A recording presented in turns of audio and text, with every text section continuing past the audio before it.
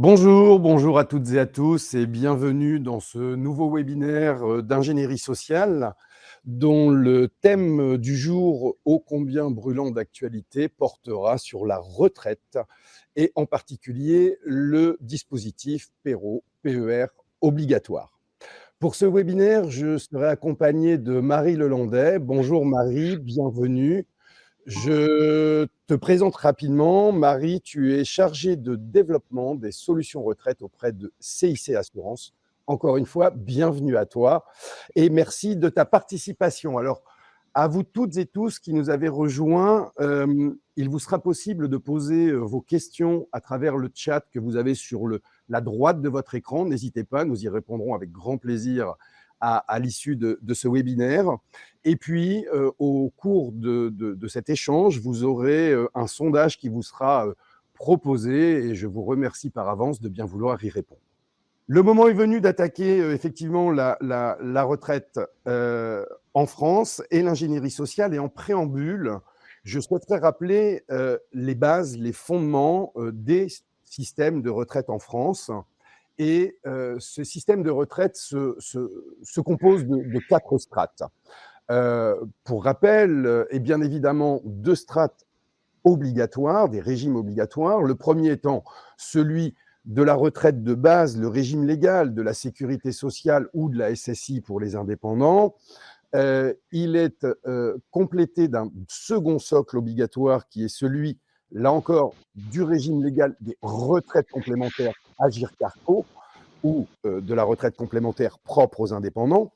Et nous avons ensuite le champ de 2 strates complémentaires facultatives, à la fois collectives, mises en place au sein de l'entreprise, les PER obligatoires, les PER-écoles, et puis bien évidemment pour les indépendants ou pour tout un chacun, la possibilité auprès de son partenaire financier habituel de souscrire des PER individuels.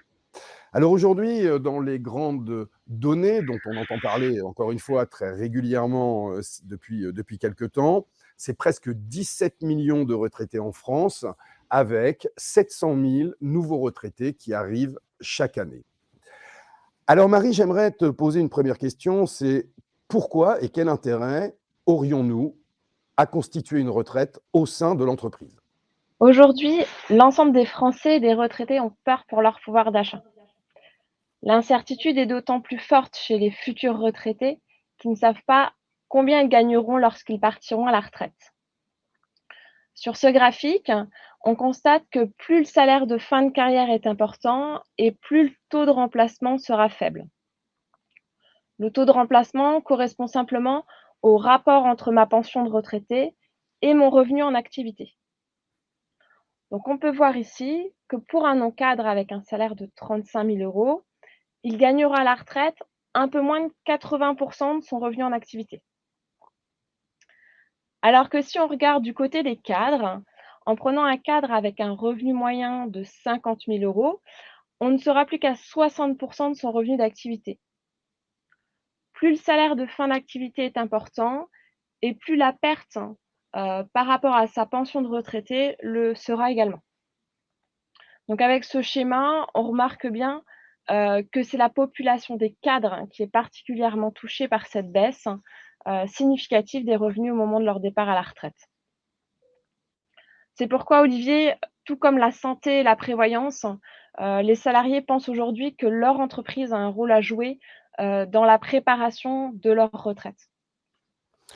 En effet, Marie, même si la plupart de nos concitoyens n'ont pas forcément conscience des chiffres que tu viens de nous montrer, hein, et qui actent bien que plus mon salaire d'actif est élevé, plus ma pension de retraité sera proportionnellement faible, eh bien, à ce jour, 51% des Français considèrent, et encore une fois, en n'ayant probablement pas connaissance de ces décotes, que le financement de ces complémentaires doit passer par leur entreprise. Alors, ce sont les attentes des salariés, des Français, des actifs. Maintenant, qu'en est-il de la réalité du terrain? Eh bien, quand on regarde le nombre d'entreprises ayant souscrit un article 83 à l'époque, devenus PER obligatoires maintenant, eh bien, on constate que seuls 8% des entreprises ont mis en place un dispositif de ce type, avec bien évidemment, on pouvait s'en douter, mais c'est matérialisé à travers ces histogrammes. Plus la taille de l'entreprise est petite et moins la prise en compte de ces dispositifs est importante. Alors, que peuvent faire ces entreprises? Dans le champ de ces retraites complémentaires, comme on l'a vu tout à l'heure sur la pyramide des dispositifs, bien évidemment, elle va pouvoir jouer sur les dispositifs collectifs. Encore une fois, les dispositifs individuels, chacun les gérera comme il l'entend. Et donc, notre solution, la solution retraite, c'est le PER obligatoire. Et Marie, je te remercie déjà de nous dire ce que c'est qu'un PERO et surtout comment ça fonctionne, quelle est son articulation. Donc le PER, hein, le plan d'épargne retraite, peut être individuel ou d'entreprise. Et quel que soit le format, il sera composé de 3 compartiments. Notre PER obligatoire sera alimenté évidemment par des versements obligatoires de l'entreprise qui iront dans le compartiment 3, mais également par des jours de repos non pris ou des jours provenant du compte épargne-temps, s'il existe un CET dans l'entreprise, qui iront dans notre compartiment 2. Et dans le compartiment 1, nous retrouverons les versements volontaires de l'épargnant. L'avantage également de ces nouveaux PER et de leur structure en 3 compartiments est de pouvoir regrouper par transfert l'ensemble des anciens contrats de retraite supplémentaires. Donc, si vous avez été travailleur non salarié avec un contrat Madelin ou salarié dans d'autres entreprises avec un PERCO ou un article 83, vous pourrez tout rassembler sur un seul et unique contrat. Concernant les modalités de sortie de nos 3 compartiments, notre compartiment 3, qui est le compartiment principal, hein, qui est alimenté par nos versements obligatoires, lui ne sortira qu'en rente. Quant aux 2 autres compartiments, ils pourront sortir soit en capital, soit en rente, soit en mixant le capital et la rente. Le choix sera fait par le salarié au moment de son départ à la retraite. Donc Olivier, les salariés, est-ce qu'ils ont la possibilité de liquider leur épargne retraite avant leur départ à la retraite? Alors oui, c'est la particularité de ces dispositifs, hein, tous issus de la loi Pacte, c'est qu'effectivement, il y aura des cas de sortie anticipée, donc avant la liquidation de ses droits à la retraite, ou avant l'âge légal d'ailleurs de la retraite, qui vont être différents ou différenciés selon la nature du compartiment d'origine. Bien évidemment, on est en France, le fiscal et le social, c'est toujours un peu compliqué. Ce qu'il faut en retenir dans les grandes lignes, c'est que on pourra sortir de façon anticipée dans le cadre des cas de force majeure, des accidents de la vie. Il en existe 5. Ils n'appellent pas spécialement de commentaires de ma part, puisque bien évidemment, vous comprendrez, quand j'ai l'habitude de dire que je ne les souhaite pas à mon pire ennemi, à la lecture de ceci, vous appréhenderez bien le pourquoi du comment. En revanche, il en est un qui le rend particulièrement attractif aux yeux de tout le monde, y compris des plus jeunes, hein, qui souvent nous rétorquent que, en entrant dans la vie active, ils n'ont pas les moyens, dans l'immédiat, de mettre de l'argent de côté en prévision tout court d'ailleurs, et encore moins en prévision de leur retraite. Mais par contre, la plupart d'entre eux aspirent à devenir propriétaires de leur résidence principale. Et hormis le compartiment 3, dont on ne peut sortir qu'en rente, donc qui de facto l'interdit, toutes les sommes qui auront alimenté le compartiment 1, celui des versements volontaires, et le compartiment 2, celui de l'épargne salariale, permettront de participer à l'effort d'acquisition de la résidence principale qui me semble, me concernant, être un des premiers produits constitutifs de son épargne retraite. Alors, tout ça peut déjà paraître compliqué, un produit, plusieurs orientations, plusieurs compartiments. On va essayer d'y voir un petit peu plus clair et de voir si effectivement, c'est tout aussi compliqué de savoir comment on le met en place, pour qui on le met en place et surtout combien on peut verser. Marie, est-ce que tu peux répondre à ces 3 questions pour éclairer nos auditeurs, s'il te plaît? Alors tout d'abord, on va se poser la question comment on peut mettre en place, ce dispositif de retraite? Dans la majorité des cas, c'est très simple, hein, car le PER obligatoire, est mis en place par DUE, par décision unilatérale de l'employeur. Donc seul le chef d'entreprise prend la décision de mettre en place le régime de retraite supplémentaire. Seule une information préalable devra être faite auprès des salariés bénéficiaires. Plus rarement, le régime pourra aussi être mis en place par référendum d'entreprise, ratifié à la majorité, ou par accord d'entreprise, négocié par l'employeur et les représentants du personnel. Donc pour qui ce dispositif peut être mis en place pour une catégorie de salariés dite objective, c'est-à-dire soit uniquement pour les cadres de mon entreprise ou pour mes non-cadres, ou tout simplement l'ensemble de mes salariés. J'ai également la possibilité de mettre en place une condition d'ancienneté pouvant aller jusqu'à 12 mois. Cette option est utilisée surtout pour les entreprises qui emploient par exemple beaucoup de CDD courte durée ou des saisonniers ou qui ont un fort turnover pendant les périodes d'essai. Et enfin, Olivier, tu m'as demandé également combien. Le montant des versements obligatoires est défini le plus souvent en pourcentage du salaire. Il est également possible de définir un taux de cotisation différent par tranche de salaire ou encore de déterminer un montant identique pour tous, fixé en fonction du plafond annuel de la sécurité sociale. Ensuite, cette cotisation, l'entreprise déterminera si elle la prend en charge en totalité ou si elle la partage entre elle et les salariés. Donc évidemment, il existe aussi des limites, fiscales et sociales, afin de bénéficier des exonérations. Donc Olivier, je te laisse nous les présenter. Et oui, effectivement, je t'ai posé la question du combien, c'est mon côté vénal et jusqu'où pouvons-nous aller, dans l'exercice, au maxi des possibilités offertes et on va commencer bien évidemment puisque c'est le compartiment phare d'un PER obligatoire, le compartiment 3, les versements obligatoires de l'entreprise et des salariés puisque les montants versés chaque mois peuvent être partagés. Et là encore, fiscalité à la française, on va attaquer par le premier plafond qui est le plafond social. Pour l'entreprise, pour les versements compris entre 0 et 5 du salaire annuel brut de ses collaborateurs, l'entreprise sera exempte de charges sociales patronales. Elle sera juste assujettie à un forfait social de 16 sur ces montants. Au-delà de ce plafond de 5 les sommes seront assujetties à charges sociales patronales et également salariales, bien évidemment. Ces versements sont déductibles pour l'entreprise de son bénéfice imposable, ce qui, effectivement, apporte aussi une contribution par l'exemption de taxation sur cette quote-part redistribuée aux collaborateurs. Alors, côté salarié, on a un second plafond qui est le plafond d'exonération fiscale. Donc là, on va parler d'impôt sur le revenu. Ce plafond est de 8 maximum du salaire annuel brut, ce qui signifie que pour toutes les sommes qui sont versées jusqu'à 8 du salaire annuel brut, euh, le salarié est exempt d'impôt sur le revenu.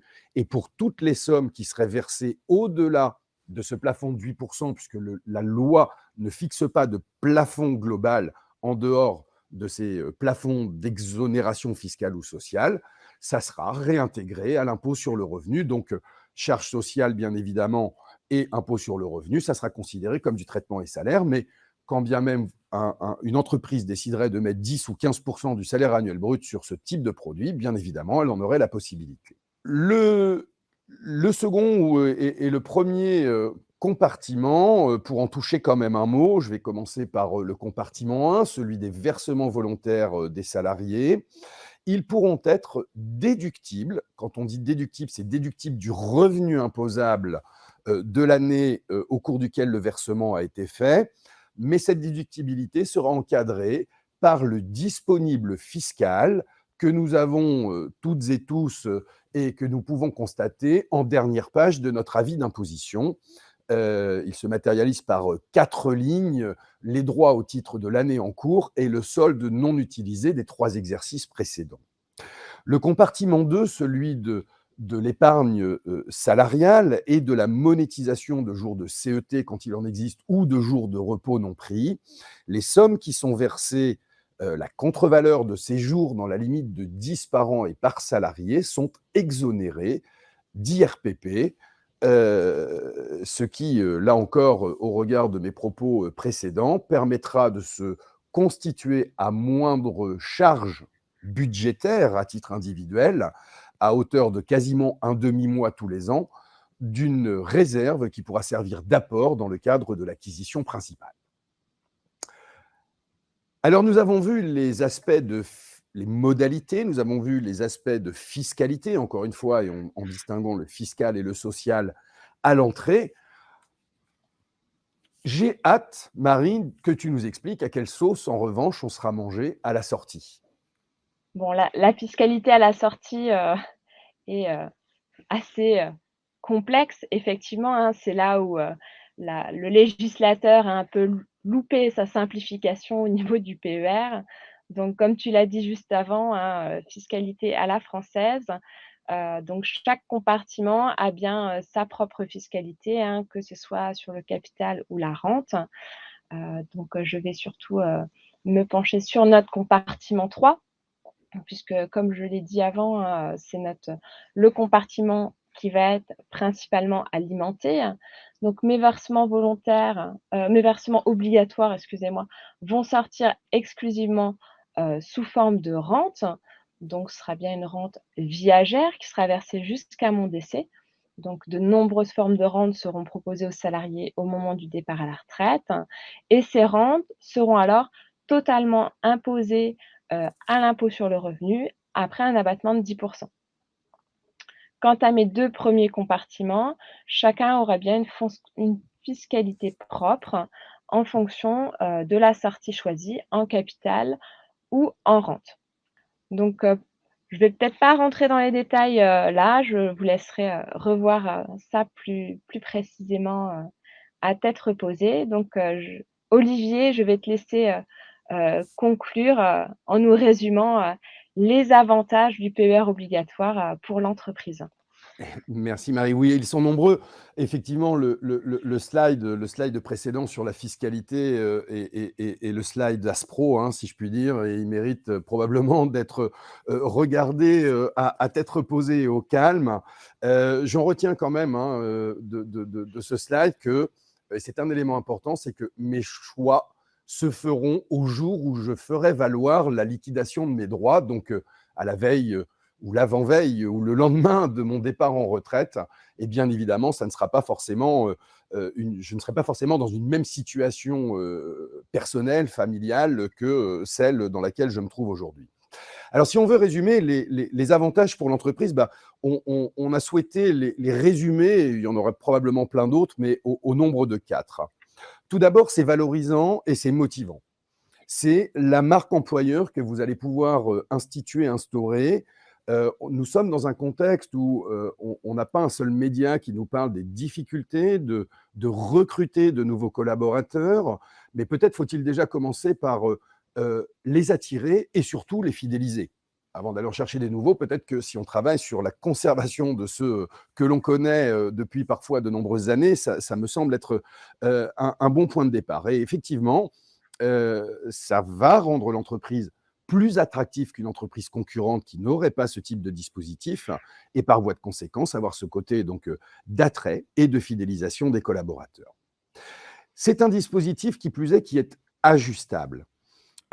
L'entreprise, à travers ce que tu évoquais tout à l'heure, de le mettre en place pour l'ensemble des collaborateurs ou par collège, quitte d'ailleurs à le mettre pour tout le monde, mais avoir un traitement différencié entre les cadres et les non-cadres, par exemple, permettra de moduler les taux de cotisation selon les collèges retenus et de moduler la prise en charge employeur par rapport à celle du salarié, le cas échéant. Donc, ça veut dire que l'entreprise va également ajuster et maîtriser le budget qu'elle compte allouer à cet avantage.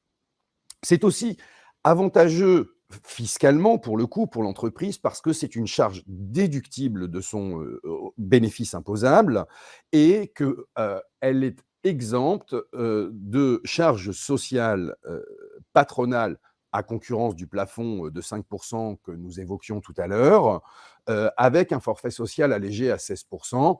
Je laisserai à chacun le soin d'appréhender entre 100 euros donnés avec un forfait social de 16% ou 100 euros donnés en prime ou en élément de rémunération conventionnelle, l'impact que ça peut avoir dans votre compte d'exploitation.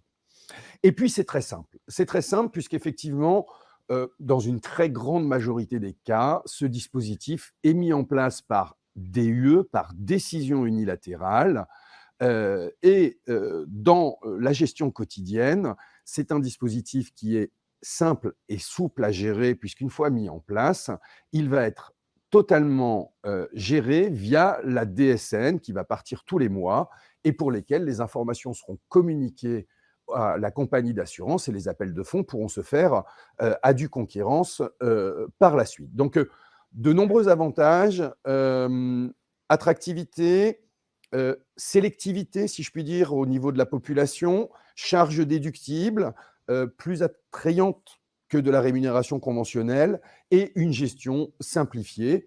Voilà les 4 grands points que nous souhaitions mettre en avant sur les avantages pour l'entreprise. Mais je te renverrai la balle, si tu me le permets, Marie, en disant, bah oui, mais et pour les salariés?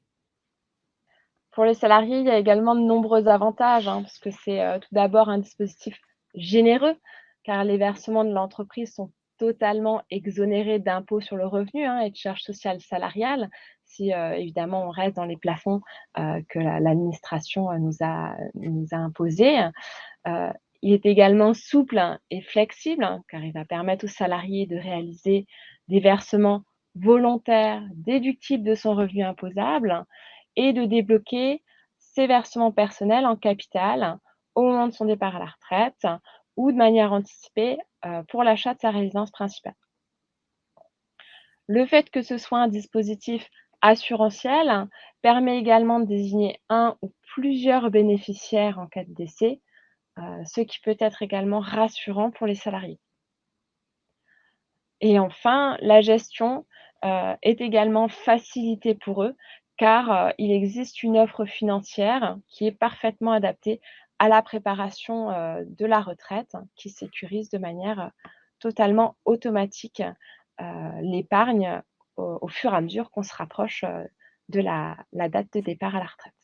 Donc, Merci Marie. Effectivement, entre une gestion libre ou une gestion pilotée par Horizon à laquelle tu faisais référence, qui permettra à tous nos concitoyens, pas forcément férus d'épargne financière, d'avoir une gestion qui va s'adapter au gré de leur avancée dans l'âge. Concrètement, plus je suis jeune, plus je serai sur des produits dynamiques, puisque mon horizon est très lointain, et plus je vais m'approcher de la sortie et plus effectivement je serai sur des produits sécurisés, ce qui me permettra d'être à l'abri d'éventuelles turbulences telles qu'on a pu les rencontrer depuis maintenant quelques années à travers l'impact des marchés quand il y a eu les premiers confinements et la découverte du Covid mondial ou depuis quelque temps avec la crise géopolitique et la guerre aux portes de l'Europe. Euh, Merci Marie pour ce point. Je constate quelques questions qui ont déjà été posées. Marie, si tu veux bien, celle d'Éric. Éric nous pose la question suivante. Est-ce que dans le cadre de mon entreprise, je suppose qu'il est chef d'entreprise, hein, donc ce Éric, est-ce que je peux en bénéficier quand bien même je serais le seul cadre ou le seul à 6 000 les cadres? Est-ce qu'on alors peut oui, faire du collégial à 1, Marie? C'est bizarre à dire, collégial mais Oui, tout à fait, hein, Éric, hein. Si vous êtes bien salarié de votre entreprise, il y a aucun problème, vous pouvez bénéficier, de ce PER obligatoire, même si vous êtes le seul, dans votre entreprise et même au sein du collège. Donc aucun problème. Par contre, si vous n'êtes pas salarié, il n'y a pas de problème, on a aussi des solutions à vous proposer, avec le PER individuel. PER individuel dont la structure est similaire à celle qu'on a présentée, avec lui aussi ces 3 compartiments, Marie, mais qui entrent dans le champ d'une autre fiscalité propre Voilà, aux indépendants. oui. Très bien. Qu'ai-je noté également? J'ai Élodie. Élodie qui nous pose la question suivante sur les différents compartiments. Alors, je crois comprendre qu'en fait, la question de Élodie, c'est qu'à travers les fameux compartiments et les différentes possibilités de sortie, est-ce qu'effectivement, il va y avoir des fiscalités différentes? On l'a vu peut-être rapidement, encore une fois, sur le slide qui donne un peu mal à la tête. Et je vais y répondre si tu veux bien, Marie, sur le slide sur lequel tu étais toi-même intervenue. En fait, pour chaque compartiment et pour chaque nature de sortie, que l'on soit en rente ou en capital, et je dirais même et ou, puisqu'on peut mixer pour chaque compartiment, bien évidemment, il y aura autant de fiscalité qu'il y aura de sortie et de modalités de sortie sur chacun des compartiments. Donc, concrètement, ça veut dire que pour 100 € de rente dans le compartiment 1, je n'aurai pas le même net perçu que pour 100 € de rente sur le compartiment 2 ou sur le compartiment 3. On l'a déjà évoqué à plusieurs reprises, c'est de la fiscalité à la française. Pourquoi faire simple quand on peut alourdir le sujet? Et de la même manière sur les sorties en capital, ils seront pas forcément assujettis à la même taxation selon, là pour le coup, principalement le compartiment 1, que nous ayons décidé de faire des versements volontaires ou que nous n'ayons pas retenu cette option de versement volontaire. Alors, puisqu'on parle de versement volontaire, Marie, la question de Sandrine, c'est quoi un versement volontaire et déductible d'un versement volontaire non déductible? Puisqu'on a vu quand même que sur ce slide, ça avait son incidence. Est-ce que tu peux nous éclairer un peu sur ce point sur lequel on est passé rapidement? Oui, effectivement, c'était indiqué sur plusieurs slides. On n'est pas rentré dans le détail. En fait, l'épargnant aura la possibilité à chaque versement, de dire s'il souhaite faire un versement déductible ou non déductible. Chaque individu possède ce qu'on appelle un plafond d'épargne retraite. C'est en fait un montant qu'il peut verser sur un contrat d'épargne retraite et déduire de ses revenus imposables. Et une fois que ce plafond est atteint, l'épargnant, peut continuer à épargner, hein, pour sa retraite, mais en réalisant finalement des versements qui ne seront plus déductibles de ses revenus imposables. Donc d'où l'importance, de choisir finalement déductible ou non déductible. C'est en fonction de ce plafond, que chacun a, sur son avis d'imposition. Heu, il pourra déduire, des montants de ses revenus. Et l'importance de ce choix aussi, c'est, que ça va déterminer la fiscalité, heu, au moment de sa sortie, comme vient de le dire, Olivier. Car évidemment, hein, Merci s'il y a un Marie. avantage à l'entrée, il y aura, une imposition à la sortie et inversement, s'il n'y a pas eu, d'avantage à l'entrée, il n'y aura pas d'imposition à la sortie. L'État pourra reprendre un peu d'une main ce qu'il a donné de l'autre, mais effectivement, en tout état de cause, ça se joue sur la durée. Sébastien réagit en posant une question fort pertinente parce qu'on a parlé de l'alimentation, on a parlé des avantages et surtout de la sortie. Et c'est vrai il existe certains produits qui sont entre guillemets à fond perdu s'il arrive malheur. Sa question est toute simple et si tu le permets, je vais y répondre. Qu'est-ce qui se passe si je décède avant d'avoir fait valoir mes droits à la retraite et de pouvoir en bénéficier, que ce soit en capital ou en rente viagère, éventuellement réversible? On a évoqué qu'il y avait un certain nombre de rentes. Eh bien, Sébastien, c'est très simple. Ces produits entrent dans le champ de la réglementation propre aux assurances, pour laquelle, à chaque souscription de chaque adhérent à ce contrat, il appartiendra à vos salariés d'y mentionner un ou plusieurs bénéficiaires désignés. Désignés, ça veut dire des bénéficiaires désignés au contrat, qui seront donc récipiendaires des sommes accumulées en cas de pépin majeur, hein, puisqu'on va effectivement on va parler de décès. Donc, ce ne sont pas des fonds à fonds perdus. Et à ce titre, je tiens à profiter de ce webinaire pour rappeler, puisque ces clauses, on va les rencontrer également dans les contrats de prévoyance, on va les rencontrer dans un certain nombre de dispositifs. On sait que nos vies individuelles, nos vies familiales sont mouvantes. J'invite tout un chacun à toujours se poser la question, alors toujours, pas tous les 4 matins bien sûr, mais est-ce que les bénéficiaires tels que mentionnés dans mes différents contrats sont toujours bien les bons. Par défaut, la clause est le conjoint marié ou pacsé, mais effectivement, vous avez monsieur X ou mademoiselle Y qui a été mentionné sur votre contrat, et sauf à modifier les clauses si c'est nécessaire, bien sûr, c'est cette personne qui recevra les fonds accumulés s'il vous arrive malheur, ce qui pourrait quand même créer quelques tensions au sein du foyer s'il a été reconstitué depuis lors. Ok. J'ai Guylaine également, j'ai noté la question pendant que tu répondais tout à l'heure, qui souhaitait revenir. Guylaine a peur, bien qu'on ait déjà évoqué que ça pouvait être très simple. Guylaine évoquait comment ça se passe concrètement dans le quotidien, parce qu'on a vu, c'est très simple pour la mise en place, c'est une DUE, donc moi, chef d'entreprise, j'ai décidé que et je signe. On a vu les choix qui s'offraient aux salariés, on a vu la fiscalité, bon là pour le coup c'était un petit peu compliqué, mais derrière, moi, chef d'entreprise ou service RH ou paye, au quotidien, comment je vais gérer ce bazar? Je pense que c'est quand même un point important, c'est est-ce que ça va me prendre des heures au carré? Marie? Alors, comme tu l'as évoqué, hein, Olivier, ce dispositif bénéficie finalement d'une gestion automatique avec la DSM. Donc, côté pro, l'action principale qui va devoir être réalisée, c'est le paramétrage de l'outil de paye au moment de la souscription du contrat. Ensuite, tout se fera de manière totalement automatique, finalement comme toutes les autres déclarations sociales qui sont faites par l'entreprise tous les mois. Donc tous les mois, avec les déclarations sociales, l'assureur recevra le flux des informations dont nous avons besoin pour enregistrer les cotisations.